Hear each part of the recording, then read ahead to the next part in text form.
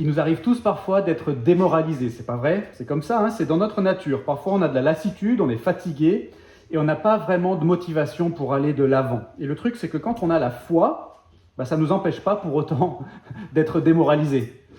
Des fois, en tant que croyant, on a l'impression de faire du surplace, de ne pas avancer, de ne pas progresser avec Dieu. On a peut-être l'impression d'avoir connu un super départ dans notre vie chrétienne, et puis voilà, 1 an, 2 ans, 10 ans plus tard, notre marche avec Dieu a perdu de sa saveur, c'est plus trop excitant, on n'attend plus trop grand-chose de l'avenir, peut-être même qu'on a beaucoup donné au début de notre vie chrétienne, mais aujourd'hui, on ne voit pas trop le résultat, à part qu'on est super fatigué.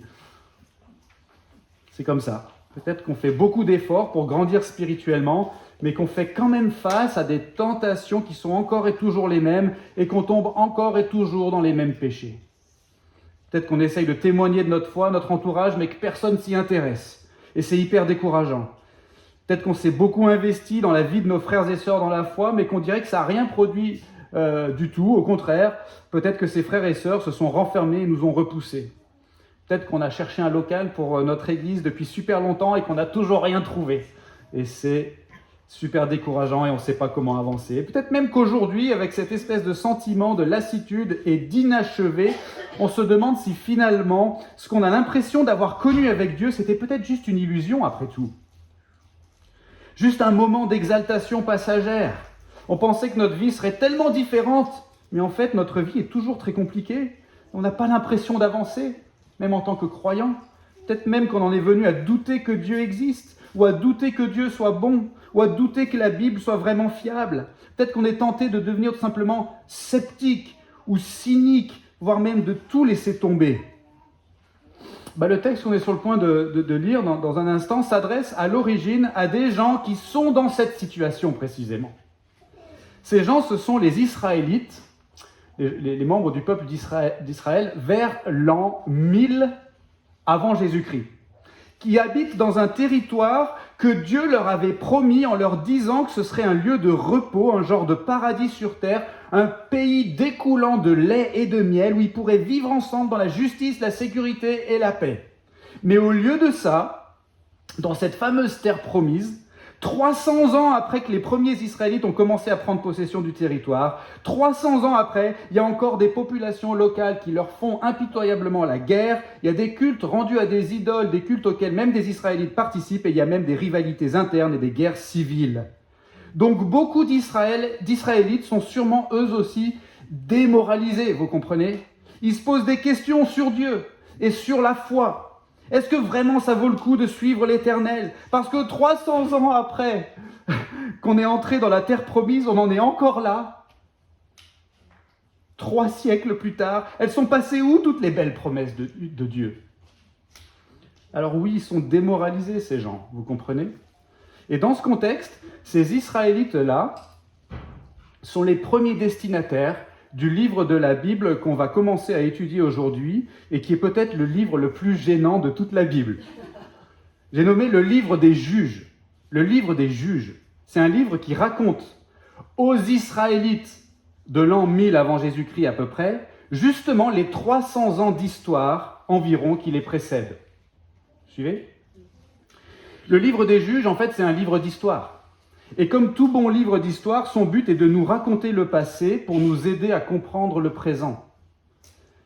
L'auteur veut donner à ses premiers destinataires notamment l'explication de pourquoi ils se trouvent dans la situation dans laquelle ils se trouvent, mais aussi leur donner une exhortation et des clés pour savoir comment avancer. Et il va faire ça en leur racontant comment, à partir d'un excellent début, ils sont arrivés à une situation finalement désastreuse. Il ne leur dit pas ça pour les enfoncer, pour leur dire que c'est fichu maintenant et qu'ils n'ont qu'à tout laisser tomber. Non, au contraire, si l'auteur raconte tout ça, c'est pour que ses destinataires se disent « Ah ok, je comprends maintenant comment on en est arrivé là. Je comprends maintenant ce qui était bien au début et ce qui a mal tourné pour qu'on s'en trouve là aujourd'hui.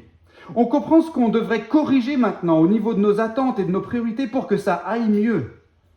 Si ça s'est bien passé au début, ça veut dire que ça peut encore bien se passer aujourd'hui. » Et donc le texte qu'on va lire, nous, ce matin, c'est le tout début du livre des juges. Et le livre des juges, il faut savoir qu'il commence par un prologue qui plante un peu le décor et qui nous donne un cadre pour bien comprendre tout ce qui va être raconté par la suite. Et ce prologue, il commence au début, il va durer jusqu'au début du chapitre 3. Mais nous, aujourd'hui, on va seulement regarder le début de ce prologue et vous allez voir que c'est un début plutôt pas mal. Et ce début plutôt pas mal est rappelé quelques générations plus tard, donc aux Israélites, vous avez compris, 300 ans plus tard, pour leur donner envie de ce qui s'est passé au début. C'est là, ce début plutôt pas mal, c'est là pour les sortir du défaitisme, pour réveiller leurs aspirations et pour réorienter leurs attentes vers ce qui leur permettra vraiment de surmonter leur découragement et de progresser avec Dieu. Et pourquoi ce texte est-il pertinent pour nous aujourd'hui ? Pas seulement parce qu'il y a un parallèle entre les Israélites de cette époque et nous aujourd'hui, il n'y a pas seulement un parallèle, mais il y a une continuité. D'après la Bible, l'Église chrétienne, c'est le peuple de Dieu sur la terre, et ce peuple, c'est les Israélites à cette époque-là. Leur histoire, c'est notre histoire, au sens strict et pas seulement par analogie. Parce que c'est l'histoire du même Dieu, et c'est l'histoire du même projet du même Dieu sur la même terre au travers du peuple qui invoque son nom. On peut donc dire que l'histoire d'Israël à cette époque-là, c'est l'histoire de l'Église. C'est notre histoire. Et donc si nous, on est démoralisés ce matin, ce passage est pour nous. Ce passage est pour nous, comme le dit aussi l'apôtre Paul, qui dit « Ce qui a été écrit d'avance l'a été pour notre instruction ». Ce texte est là pour nous sortir du défaitisme, pour réveiller nos aspirations et pour réorienter nos attentes vers ce qui nous permettra vraiment de surmonter notre découragement et de progresser avec Dieu. Et toute la leçon qu'on va tirer de ce texte pour nous ce matin, si on est démoralisé et si on est tenté de tout laisser tomber, toute la leçon c'est la suivante. On peut et on doit compter sur Dieu qui va terminer ce qu'il a si bien commencé. On peut et on doit compter sur Dieu qui va terminer ce qu'il a si bien commencé. Lisons le texte, vous allez voir, ça raconte donc comment les Israélites ont commencé à prendre possession de cette fameuse terre promise qui est à ce moment-là, au moment où ils vont arriver, qui est à ce moment-là occupée par des gens appelés des Cananéens, parce que le territoire était appelé le pays de Canaan, donc les gens qui habitaient c'était des Cananéens. Et en lisant le texte dans quelques secondes, je voudrais juste que vous fassiez attention à une chose, que vous remarquiez la place prépondérante d'une tribu d'Israël appelée la tribu de Juda. Alors ne pas confondre la tribu de Juda avec Judas le traître qui a livré Jésus, c'est pas du tout la même chose. Juda, J-U-D-A, c'est le nom d'une des 12 tribus d'Israël. Alors je lis le texte, Juges chapitre 1, on va lire au début jusqu'au verset 21. Après la mort de Josué, les Israélites consultèrent l'Éternel en disant « Qui de nous montera d'abord contre les Cananéens pour les combattre ?» L'Éternel répondit « Juda montera, en effet j'ai livré le pays entre ses mains. » Juda dit à Siméon, son frère, « Monte avec moi dans la partie qui m'a été attribuée, et nous combattrons les Cananéens. J'irai aussi avec toi dans celle qui t'a été attribuée. » Et Siméon alla avec lui. Juda monta, et l'Éternel livra entre leurs mains les Cananéens et les Phéréziens. Ils bâtirent 10 000 hommes d'entre eux à Bézek. Ils trouvèrent Adoni-Bézek à Bézek, et ils l'attaquèrent. Ainsi, ils frappèrent les Cananéens et les Phéréziens. Adoni-Bézek prit la fuite, mais ils le poursuivirent et le saisirent, et lui coupèrent les pouces des mains et des pieds. Adoni-Bézek dit « 70 rois ayant les pouces des mains et des pieds coupés ramassaient les restes sous ma table, Dieu me rend ce que j'ai fait. » On l'emmena à Jérusalem, et il y mourut. Les fils de Juda attaquèrent Jérusalem et s'en emparèrent. Ils la frappèrent du tranchant de l'épée et mirent le feu à la ville. Les fils de Juda descendirent ensuite pour combattre les Cananéens qui habitaient la région montagneuse, le Négueb et la Shéphéla. Juda marcha contre les Cananéens qui habitaient à Hébron, appelé autrefois Kiryat Arba, et ils bâtirent Sheshai, Ahiman et Talmaï. De là, il marcha contre les habitants de Débir. Débir s'appelait autrefois Kiryat Sefer. Caleb dit « Je donnerai ma fille Aksa pour femme à celui qui battra Kiryat Sefer et s'en emparera. » Othniel, fils de Kénaz, frère cadet de Caleb, s'en empara. Et Caleb lui donna pour femme sa fille Aksa. À son arrivée, elle incita Othniel à demander un champ à son père. Elle sauta de son âne et Caleb lui dit « Qu'as-tu » Elle lui répondit « Accorde-moi une faveur, car tu m'as donné une terre du Midi. Donne-moi aussi des fontaines d'eau. » Et Caleb lui donna les fontaines supérieures et les fontaines inférieures. Les fils du Kénien, beau-père de Moïse, montèrent de la ville des palmiers avec les fils de Juda dans le désert de Juda au sud d'Arad. Et ils allèrent s'établir parmi le peuple. Juda partit avec Siméon, son frère, et ils bâtirent les Cananéens qui habitaient à Tséphat. Ils vouèrent la ville à l'interdit, et l'on appela cette ville Horma. Juda s'empara encore de Gaza et de son territoire, d'Ascalon et de son territoire, d'Écron et de son territoire. L'Éternel fut avec Juda, qui se rendit maître de la montagne, mais il ne put déposséder les habitants de la vallée parce qu'ils avaient des chars de fer. On donna Hébron à Caleb, comme l'avait dit Moïse, et il en déposséda les 3 fils d'Anak. Les fils de Benjamin ne dépossédèrent pas les Yébousiens qui habitaient à Jérusalem. Et les Yébousiens ont habité jusqu'à aujourd'hui dans Jérusalem avec les fils de Benjamin. On va s'arrêter là pour la lecture de ce texte. Et avant d'essayer de voir ce que ce texte a à nous dire à nous aujourd'hui, on va prier. Seigneur notre Dieu, viens à notre secours, aide-nous à comprendre ce que tu veux nous dire. Viens au secours de ton serviteur, Seigneur. Aide-moi à m'exprimer avec clarté et à exprimer la vérité de ta parole avec fidélité et pertinence. Et aide-nous tous à recevoir tes enseignements avec docilité et foi. Au nom de Jésus. Amen. Alors, toute l'idée à retenir ce matin, si on est démoralisé, eh bien, on peut et on doit compter sur Dieu qui va terminer ce qu'il a si bien commencé. On va essayer de voir ce que ça veut dire et surtout comment ça peut se traduire en pratique dans notre vie aujourd'hui. La première chose que ce texte veut nous rappeler, si on est démoralisé ce matin, c'est que Dieu a un projet et que ce projet, il compte l'accomplir notamment à travers les œuvres de notre foi ou à travers notre foi en action. Qu'est-ce que je veux dire par là ? Eh bien, regardons le texte pour essayer de comprendre, les versets 1 à 7. Dans ces premiers versets, ce qu'on voit, c'est la tribu de Juda donc, qui répond à l'appel de Dieu pour partir à la conquête du pays de Canaan. La tribu de Juda, donc, elle invite ensuite la tribu de Siméon à combattre avec elle, et ensemble, ces 2 tribus vont conquérir les parties du territoire que Dieu leur destinait, et le texte dit que Dieu leur donne le succès. Qu'est-ce qui est en train de se passer, en fait ? Pour comprendre, il faut revenir un petit peu en arrière. Cette histoire, en fait, s'inscrit dans une bien plus grande histoire, qui est celle de la relation entre Dieu et le monde. Rien que ça. Et ce sont les pages précédentes de la Bible qui nous aident à comprendre le contexte. Le contexte, c'est quoi ? C'est celui d'un monde créé par Dieu à l'origine, mais abîmé à cause des humains. Un monde où il y a du mal, de la souffrance et plein de choses qui vont pas bien. Et le projet de Dieu, pour faire simple, c'est tout simplement de réparer ce monde et de le restaurer pour en faire un lieu d'habitation pour lui et pour toute une humanité, elle aussi rachetée et réparée. Et ce grand projet devait s'accomplir notamment à travers la venue et l'œuvre d'une personne en particulier appelée le Messie, issu de toute une lignée de personnes que Dieu a appelées à lui au fil de l'histoire et à qui Dieu s'est fait connaître. Et autour de cette promesse, la promesse de la venue du Messie et de la réparation du monde, autour de cette promesse, eh bien Dieu s'est constitué dans l'histoire un peuple entier à qui il s'est fait connaître et qu'il a appelé à être un genre d'intermédiaire entre lui et le reste du monde. Un peuple vitrine en quelque sorte, vitrine de sa justice, de sa bonté et de sa grâce. Et ce peuple, c'est le peuple issu d'Abraham, d'Isaac et de Jacob. Ce sont ces personnes qu'on appelle les Israélites, le peuple d'Israël. Et donc Dieu a voulu donner à ces Israélites, à son peuple donc, un territoire où ils pourraient vivre aux yeux du monde entier comme une société à part, où on rendrait un culte au vrai Dieu et où on vivrait selon les lois du vrai Dieu, des lois qui sont admirables de justice et d'équité.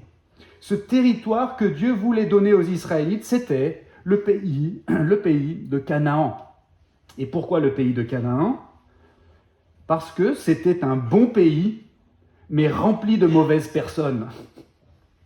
Un bon pays, riche et fertile, vraisemblablement là même où se trouvait à l'origine le Jardin d'Éden, en tout cas proche de l'emplacement du Jardin d'Éden. Mais rempli de mauvaises personnes, c'est-à-dire que ce lieu merveilleux créé à l'origine par Dieu est peuplé de gens qui ont des pratiques absolument horribles. La pire étant peut-être l'infanticide rituel. Les gens sacrifiaient littéralement leurs propres enfants pour rendre leurs dieux propices, leurs faux dieux, leurs idoles propices. Et donc Dieu, dans le cadre de son grand projet de réparation du monde, veut juger ces personnes méchantes, il veut châtier le mal, nettoyer le pays et y rétablir à la place son peuple, racheté, qui va vivre selon des lois justes. Et à partir de ce peuple-là, le peuple vitrine de Dieu sur la terre, un jour, eh bien c'est le Messie qui viendrait. Et à travers lui, la justice, la bonté et la grâce de Dieu auraient un tel rayonnement que ça profiterait à toutes les nations de la terre. Vous voyez le projet de Dieu. Et donc là où on en est de ce projet au début du livre des Juges, c'est que les Israélites ont commencé tout juste à conquérir ce fameux territoire. Ils ont commencé à le conquérir en fait dans le livre de la Bible qui vient juste avant, le livre de Josué. Et donc le début du prologue nous raconte que ça se passe plutôt bien. Plutôt bien. Si bien que l'auteur nous rapporte cette anecdote du roi cananéen qui se fait attraper et couper les pouces des pieds et des mains. Alors nous, aujourd'hui, ça nous semble assez cruel. Et le texte, en fait, ne dit rien sur le fait que Dieu l'ait explicitement voulu ou non, ça. Ça nous rapporte juste ce qui s'est passé. Mais ce que le texte nous dit, c'est que quand ça arrive, le roi cananéen en question reconnaît lui-même que ce n'est que justice. Parce que lui avait fait ça à 70 rois qu'il avait capturés au cours de son règne. Et il dit au verset 7, « Dieu me rend ce que j'ai fait. » L'idée, c'est tout simplement que le projet de Dieu est en train de s'accomplir. Mais par quels moyens est-ce qu'il est en train de s'accomplir? Il s'accomplit, dans notre passage en tout cas, par le moyen de la tribu de Juda, qui a conscience de l'appel de Dieu et qui répond à cet appel par la foi. La tribu de Juda sait quel est le projet de Dieu. Ils savent que Dieu a appelé Abraham, Isaac et Jacob par sa grâce. Et ils savent que le peuple d'Israël a été délivré de l'esclavage en Égypte par sa grâce. Et ils savent que Dieu compte leur donner ce pays de Canaan par sa grâce. Et ils savent que Dieu leur dit maintenant, allez-y, j'ai livré le pays entre vos mains. Verset 2. Et donc ils font quoi? Eh bien, ils font confiance. Et leur confiance se traduit par l'obéissance, et leur obéissance conduit à l'accomplissement du projet de Dieu. En fait, c'est beau ce qui se passe. Au début du prologue du livre des Juges, il y a là un motif pour nous, et il y a une leçon pour nous. Le motif, c'est cette suite logique vertueuse. La grâce de Dieu envers nous produit notre confiance en lui. Notre confiance motive notre obéissance est utilisée par Dieu pour accomplir son projet. Ça, c'est le motif. Et la leçon, c'est ce premier point. Il faut qu'on se rappelle que Dieu a un projet et que ce projet, il compte l'accomplir notamment à travers les œuvres de notre foi ou à travers notre foi en action.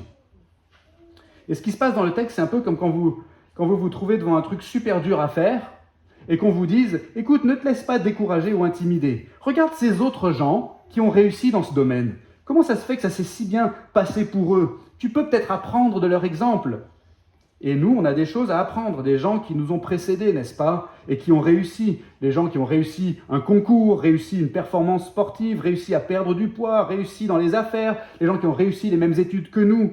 On a des choses à apprendre d'eux. S'il y a des choses que eux ont faites, s'il y a une manière de procéder, s'il y a un motif, nous, on veut apprendre, on veut reproduire ce motif, si possible, à notre tour, parce que, semble-t-il, ça a été fructueux dans leur expérience. Et dans notre texte, c'est exactement ça. Apprenons de nos pères dans la foi. Apprenons de ceux qui nous ont précédés. Si on est découragé par l'impression qu'on fait du surplace, si on ne progresse pas et qu'on est tenté de tout laisser tomber, déjà il faut qu'on se rappelle que l'histoire n'avance pas au hasard, n'avance pas sans direction et que notre vie elle-même n'avance pas sans direction. Et il faut qu'on se rappelle plutôt que Dieu a un projet et qu'il va accomplir son projet. Simplement, il compte l'accomplir notamment à travers les œuvres de notre foi. C'est-à-dire qu'on ne doit pas se lasser de se remémorer le projet de Dieu, ce grand projet cosmique de Dieu. Il ne faut pas qu'on se lasse de lui faire confiance et de lui faire confiance au point d'agir en conséquence.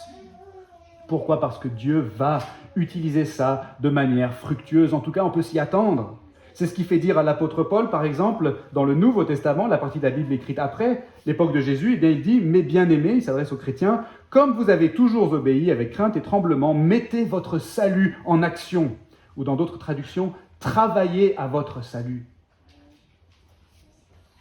Donc ça, c'était la première chose.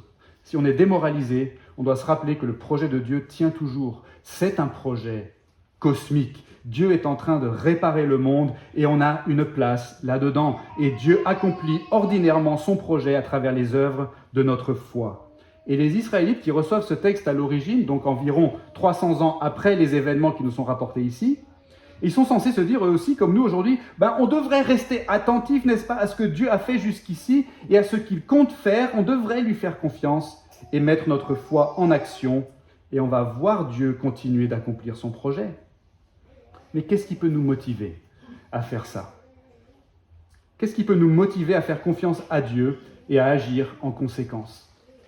C'est bien beau d'être persuadé que Dieu a un projet et que c'est un projet qui vise la réparation du monde, ok? Mais est-ce que ça, c'est suffisant pour nous motiver à notre petit niveau? C'est ce qui nous amène au deuxième point. La deuxième chose que ce texte veut nous rappeler, si on est démoralisé, c'est que oui, Dieu a un projet et il va l'accomplir, mais en plus, c'est un projet qui est bon pour nous. C'est un projet qui est bon pour nous. Vous comprenez, ce n'est pas suffisant de dire que Dieu a un projet cosmique et que Dieu va accomplir ce projet même à travers les œuvres de notre foi. Il faut encore qu'on se rende compte que ce projet, s'il vise la réparation du monde et la gloire de Dieu, eh bien, il vise aussi notre plus grand bien à nous personnellement. Et ça, c'est illustré dans la suite du passage, versets 8 à 15. D'abord, il y a des allusions très significatives dans notre texte qui montrent que les succès que Dieu donne à la tribu de Juda vont entraîner de grandes bénédictions pour le peuple d'Israël. Le texte dit par exemple que les fils de Juda s'emparent de Jérusalem au verset 8. Jérusalem, c'est la future capitale d'Israël. Et c'est le lieu où sera installé le sanctuaire de Dieu. D'abord le tabernacle, et puis ensuite le temple, c'est-à-dire l'endroit sur toute la terre où on rendra un culte au vrai Dieu pendant de nombreuses générations. Et ça, ce sera très très bon pour le peuple, n'est-ce pas? D'ailleurs, pour le monde entier, que Dieu ait établi un lieu où on pourra lui rendre un culte. Le texte dit aussi que la tribu de Juda arrive à s'emparer de la ville d'Hébron, et ça aussi c'est significatif parce que Hébron, c'est l'endroit où plus tard le roi David recevra l'onction comme roi de la tribu de Juda, et où plus tard toutes les tribus d'Israël prêteront allégeance au roi David. Ça se passera là, à Hébron. Et ça aussi, ce sera vraiment très très bon pour le peuple, parce que le roi David va faire de grandes choses pour le peuple d'Israël. Et puis on a aussi dans le texte cette autre anecdote où donc Caleb, un des héros d'Israël, promet de donner sa fille en mariage à celui qui arrivera à vaincre une certaine ville. Vous voyez ça au verset 12 à 15. Finalement, on a quelqu'un qui se lève, un certain Othniel, qui est nul autre que le premier des juges dont on entendra parler par la suite, dans la suite du livre. On verra ça dans quelques semaines. Donc Othniel, il se lève et il s'empare de la ville et il obtient donc la main de la fille de Caleb qui s'appelle Aksa. Et Aksa va ensuite demander pour elle-même un champ et des fontaines d'eau.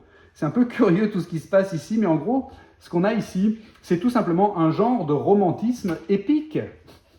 Un héros de guerre, une princesse, un exploit au combat, un trésor, un héritage. On est censé être un peu captivé par tous ces détails, comme quand on lit un bon roman.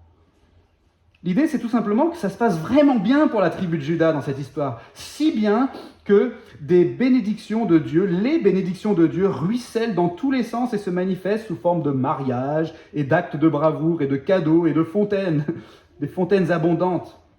Vous voyez ? L'idée donc, c'est que le projet de Dieu qui est en train de s'accomplir, c'est un projet qui est vraiment, vraiment bon pour son peuple. Et nous, on est la continuité de ce peuple. Si on est croyant, on est compté parmi le peuple de l'Éternel. Et à ce titre, on peut vraiment dire qu'on est les descendants de Caleb, d'Othniel, d'Aksa. Et comme eux, on doit reconnaître que le projet de Dieu, qui vise la réparation du monde et la gloire de Dieu, vise aussi notre plus grand bien. C'est un projet qui est bon pour nous. C'est un projet qui est bon pour nous parce que dans son projet, Dieu nous a appelés à lui. Et il veut faire de nous son peuple racheté. Il veut nous réparer et nous conduire selon des lois qui sont bonnes, justes et équitables. Et il veut nous faire habiter avec lui pour toujours dans un pays découlant de lait et de miel, c'est-à-dire dans son paradis, dans le jardin d'Éden ultime qui couvrira un jour la terre entière. Le pasteur et théologien Kevin De Young, dans son livre sur le catéchisme de Heidelberg, décrit la finalité du projet de Dieu de la manière suivante en reprenant des éléments de langage qu'on trouve un peu partout dans la Bible, et je le cite ici. La vie éternelle signifie récompense, héritage, bénédiction, règne, banquet, sécurité, pas de souffrance, pas de deuil, pas de déception, pas de lutte et pas de crainte. La vie éternelle, c'est un jardin verdoyant, une ville magnifique, une solide fondation, une rue faite d'or, une mer de cristal et un mur de pierres précieuses. C'est une noce, un arbre de la vie, une eau vive, la manne qui tombe du ciel, une lumière sans fin et une louange infinie à celui qui est assis sur le trône et à l'agneau. Le caractère béni de la vie éternelle, c'est comme savourer sa nourriture préférée, boire sa boisson préférée, rire avec ses meilleurs amis. C'est comme tous ces moments, sauf que ces moments ne s'arrêtent jamais et ne déclinent jamais. Je crois que c'est clair. Le projet de Dieu, le projet que Dieu est en train d'accomplir, est un projet qui est bon pour nous, et même très, très bon pour nous. Et c'est à ce projet que Dieu nous appelle, comme il a appelé la tribu de Juda dans notre passage. Imaginez par exemple que vous soyez un ouvrier en train de construire un château. C'est un travail pénible et fatigant. Et si vous vous dites que vous êtes en train de construire ce truc pour le compte d'un petit seigneur cruel et fainéant, vous auriez des raisons de rouspéter et de manquer de motivation. Mais imaginez maintenant que ce château que vous êtes en train de construire, il est pour vous. C'est un merveilleux château confortable et luxueux et il vous est destiné. C'est vous qui allez habiter dedans. Ça peut changer votre degré de motivation dans le travail, n'est-ce pas? Et dans notre texte, c'est un peu pareil. Le projet de Dieu auquel on est invité à participer vise notre plus grand bien à nous personnellement. Et ça devrait vraiment nous motiver à répondre à l'appel de Dieu par la foi et à nous mettre à l'écoute de Dieu et à lui faire confiance et à mettre notre confiance en action, sachant que de cette manière, à travers les œuvres de notre foi, Dieu va poursuivre l'accomplissement de ce merveilleux projet. En se rappelant que le projet de Dieu, qui est décrit dans toutes les Saintes Écritures, est très bon pour nous, et bien peut-être qu'on va commencer à aimer davantage le projet de Dieu et qu'on va désirer plus son accomplissement et peut-être qu'on va grandir dans notre joie et dans notre reconnaissance pour toutes les bonnes choses que Dieu nous donne déjà, comme tout simplement le logement, la nourriture, le vêtement, mais aussi la révélation spéciale de Dieu, la Sainte Bible, mais aussi la foi qu'il a déjà fait naître dans notre cœur si on est croyant, mais aussi peut-être la communauté chrétienne à laquelle, par sa grâce, on a pu se rattacher, et les progrès déjà accomplis dans notre marche chrétienne, et les prières déjà exaucées, etc., etc. Donc ça, c'était la deuxième chose. Si on est démoralisé, premièrement, on doit se rappeler que Dieu a un projet et qu'il va l'accomplir notamment à travers les œuvres de notre foi. Mais deuxièmement, si on manque de motivation à mettre notre foi en action, on doit se rappeler que ce projet de Dieu, en fait, il est vraiment, vraiment bon pour nous. Donc ça va mieux? On regarde le début de notre histoire, dans le prologue du livre des Juges, on voit comment ça se passait super bien pour nos ancêtres, et hop, c'est bon, ça nous remet sur les bons rails, on se dit, il n'y a plus qu'à faire comme eux, un bon coup de pied aux fesses et c'est reparti comme en 40. Non. Ou c'est reparti comme en moins 1300. Non. Justement, peut-être que de voir comment ça se passait bien pour nos ancêtres, ça nous rebooste un peu, et on se dit qu'en se bougeant un peu, on pourra peut-être revivre la même chose qu'eux, et connaître des victoires de nouveau dans notre marche chrétienne, dans notre témoignage, dans notre service et dans notre lutte contre le péché, mais en réalité, ce coup de boost, si ça produit seulement une nouvelle dose d'autodiscipline, juste des nouvelles résolutions, juste un nouveau départ dans un effort de performance, ça va peut-être durer quelques jours, voire quelques semaines. Et puis en fait, ça va vite retomber. Ça va vite retomber. En fait, il ne faut pas passer à côté de ce que ce texte est réellement en train de nous dire. Et c'est le troisième et dernier point ce matin. On n'y arrivera jamais par nous-mêmes. On n'y arrivera jamais par nous-mêmes. Regardez ce qui se passe dans la fin du passage qu'on a lu, les versets 16 à 21. À partir du verset 16, tout d'un coup, on va commencer à avoir des petits grains de sable qui vont venir parasiter ce joli tableau des beaux débuts de la conquête du pays de Canaan. D'abord, le texte nous dit que les descendants du beau-père de Moïse, qui arrivent avec la tribu de Juda, ils décident, dit le texte au verset 16, de s'établir parmi le peuple au sud du pays. Alors, ce n'est pas très clair, mais l'idée, c'est sûrement qu'ils s'installent parmi le peuple qui habitait déjà là. Sous-entendu, les Cananéens, en fait, qui habitaient là, au sud du pays. Et ce serait très frappant qu'ils fassent ça parce que le beau-père de Moïse, c'était lui-même un païen qui s'était converti à l'Éternel. C'était un Madianite qui s'était converti à l'Éternel et qui avait intégré le peuple d'Israël à l'époque de l'Exode, quand Moïse et les Israélites ont quitté l'Égypte. Et là, on a une sorte de retour en arrière. Ses descendants, à lui, s'établissent parmi le peuple au lieu d'exproprier le peuple comme le voulait Dieu. Et puis le texte nous dit aussi que la tribu de Juda n'arrive pas à déposséder les habitants de la vallée, verset 19, parce qu'ils avaient des chars de fer.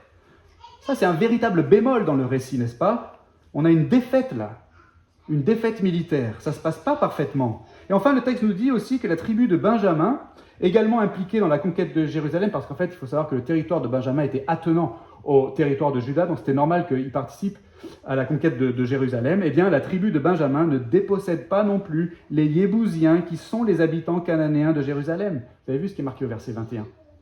Et ça, en fait, même l'auteur nous le dit, ça va poser problème, en fait, pendant des siècles. Donc le texte nous montre ici qu'il y a des grains de sable dans l'accomplissement du projet de Dieu.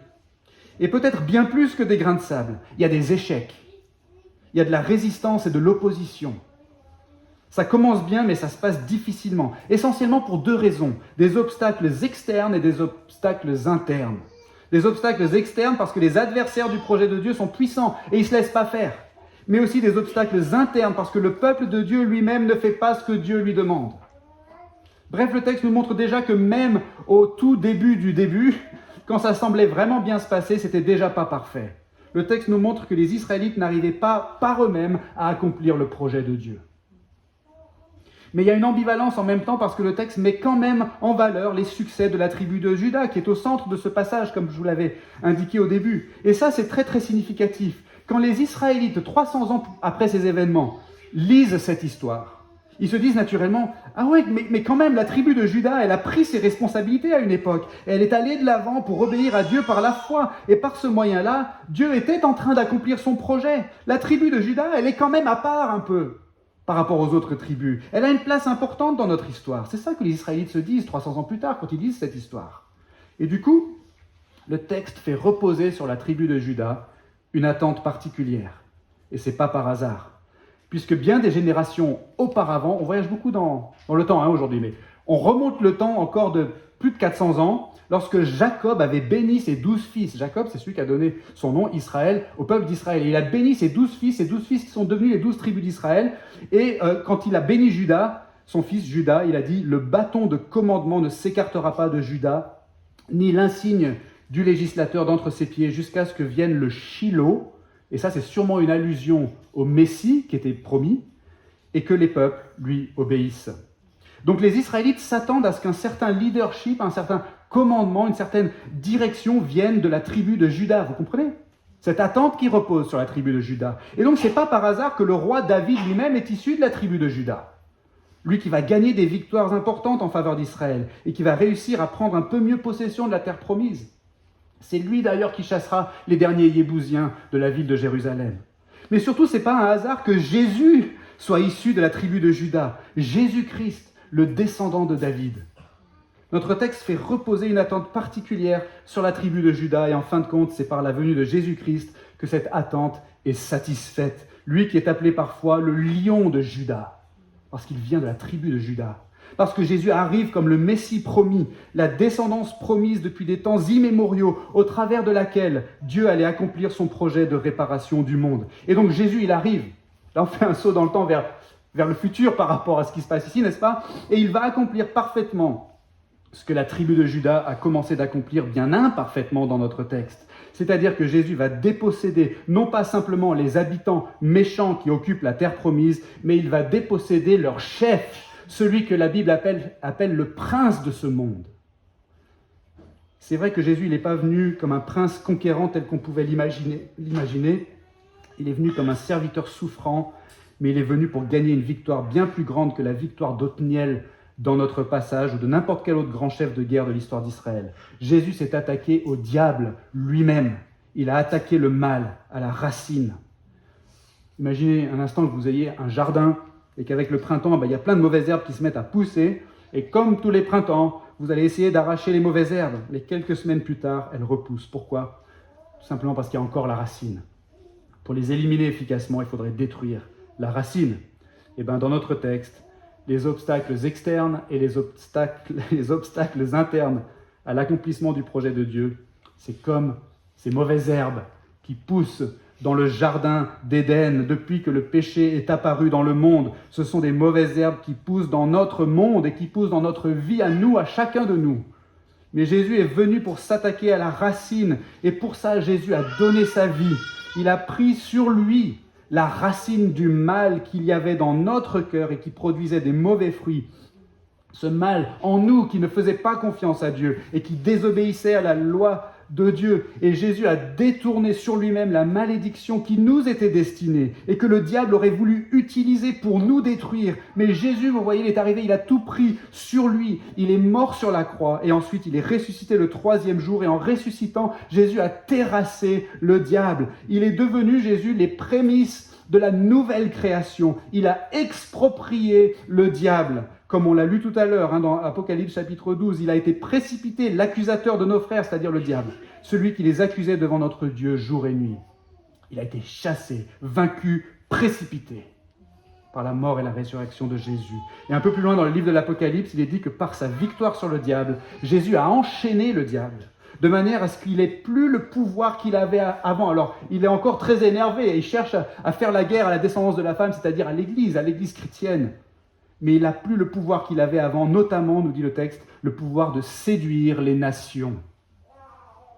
Et ce que ça veut dire, c'est que cette conquête de la terre promise entamée par la tribu de Juda, elle s'est finalement poursuivie par Jésus qui a désarmé le chef spirituel des Cananéens, à savoir le diable, et il l'a même dépossédé de la terre entière au profit de tous ceux qui lui font confiance, de tous ceux qui font confiance à Jésus, de manière à ce que nous, à notre tour, par la foi en Jésus et par la prédication de cette bonne nouvelle, eh bien, d'une part, le règne de Dieu va progresser dans notre vie parce que le mal a été coupé à la racine et donc le champ est libre pour que Dieu nous fasse porter du fruit pour sa gloire. Et d'autre part, ce qui va se passer, c'est qu'on va faire de toutes les nations des disciples, les baptisant au nom du Père, du Fils, du Saint-Esprit et leur enseignant à obéir à tout ce que Jésus a prescrit.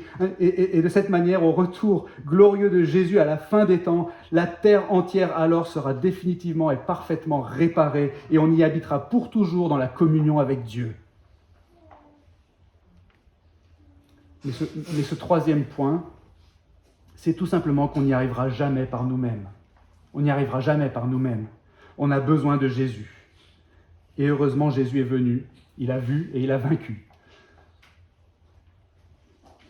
Oui, donc toute la leçon de ce passage pour nous qui sommes peut-être démoralisés ce matin, c'est bien la suivante. C'est qu'on peut et on doit compter sur Dieu, qui va terminer ce qu'il a si bien commencé. Dieu va accomplir son projet. On a besoin de se rappeler en permanence que l'histoire de notre monde a un but et que notre vie dans cette histoire a un but. Ni vous ni moi n'existons par hasard. Dieu a voulu l'existence de ce monde, il a voulu notre existence et il a décrété toute l'histoire de l'univers du début jusqu'à la fin. Et on fait partie de ce projet où Dieu est en train de réparer ce qui a été abîmé et brisé et il le fait pour sa gloire. Mais il le fait aussi pour notre plus grand bien. Son projet est bon pour nous. On a besoin de se le rappeler en permanence, de se rappeler vers où on va en fait. Il faut qu'on prête attention au passage de la Bible qui nous parle de la fin de l'histoire. Il faut qu'on médite plus souvent sur la réalité du paradis. Il faut qu'on réfléchisse plus souvent au caractère de notre Dieu, à ses magnifiques attributs à lui. Il est grand, il est juste, il est sage, il est infiniment bon, il est miséricordieux, il est amour, il est généreux. En lui, nous dit la Bible, nous avons la vie, le mouvement et l'être. Il veut nous réparer, il veut prendre soin de nous, il veut nous accorder le repos, il veut déployer dans notre vie sa grâce, sa justice et sa vie en abondance. Comme ça devrait nous réjouir, ça, n'est-ce pas, et nous motiver. Est-ce qu'on est prêt à se remettre ce matin à l'écoute de notre grand Dieu? Mais en même temps, on n'y arrivera jamais par nous-mêmes. Ce qu'il nous faut, ce n'est pas un nouveau programme, un nouveau système, une nouvelle discipline, une nouvelle étude biblique, une nouvelle conférence, un nouveau groupe de croissance, même si toutes ces choses ne sont pas mauvaises, même elles sont très bonnes, elles peuvent être très très utiles. Mais ce n'est pas ça qui va faire la différence. C'est Jésus qui va faire la différence, vous comprenez? C'est lui qui nous dit « Venez à moi, vous tous qui êtes fatigués et chargés, et je vous donnerai du repos. » Et qui nous dit encore « Sans moi, vous ne pouvez rien faire. » S'il y a une chose à retenir finalement de toute cette prédication, c'est bien ça. Si on est démoralisé dans notre marche avec Dieu, on a besoin de recentrer nos attentes sur Jésus, qui est l'auteur de la foi et qui l'amène à la perfection. Comme le dit aussi l'apôtre Paul, je suis persuadé que celui qui a commencé en vous une œuvre bonne en poursuivra l'achèvement jusqu'au jour du Christ Jésus. Amen. Prions. Seigneur notre Dieu, merci pour ta parole et permets maintenant qu'elle prenne racine dans notre cœur, qu'elle porte du fruit dans notre vie pour ta gloire. Amen.